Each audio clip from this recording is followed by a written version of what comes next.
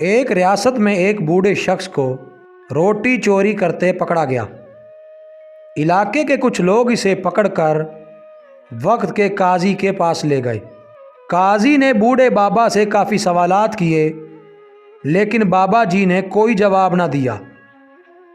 بالآخر قاضی نے فیصلہ یوں سنایا، بابا جی روٹی چوری کرنے کے جرم میں 1 درہم تنور کے مالک کو بطور جرمانہ ادا کریں گے۔ یہ سنتے ہی لوگوں نے فاتحانہ نعرے لگانے شروع کر دیے۔ قاضی صاحب نے کہا کہ ٹھہرو، ابھی فیصلے کی دوسری قسط باقی ہے۔ سب لوگ سمجھے کہ اب شاید بابا جی کو قید کی سزا بھی ہوگی، لیکن قاضی کے فیصلے نے سب کو حیرت میں ڈال دیا۔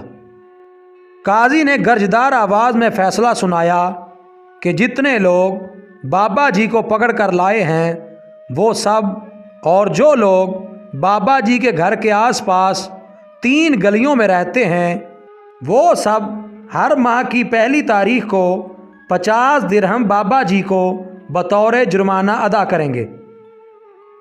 لوگوں نے اس کی وجہ پوچھی تو قاضی نے جواب دیا، نہ بابا کی عمر چوری کی ہے اور نہ بابا پیشہ ور چور لگتے ہیں، کیونکہ اگر چور ہوتے تو اپنی صفائی اچھے انداز سے پیش کرتے، جیسا کہ چوروں کا دستور ہے۔ بابا جی کو بھوک نے چوری تک پہنچایا ہے۔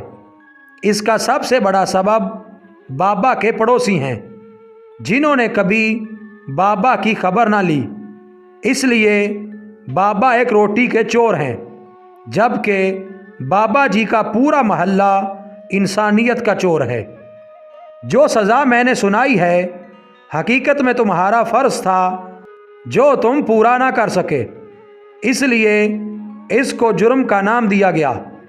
قاضی کے فیصلے نے بابا جی کی آنکھوں سے آنسو نکال دیے، جبکہ تماش بینوں کی گردن جھکا دی۔ اللہ تعالی ہمیں انسانیت کے درد کو سمجھنے اور انسانیت کی خدمت کی توفیق عطا فرمائے۔ مزید اچھی ویڈیوز کے لیے چینل کو سبسکرائب کریں اور بیل کے آئیکن کو لازمی پریس کریں۔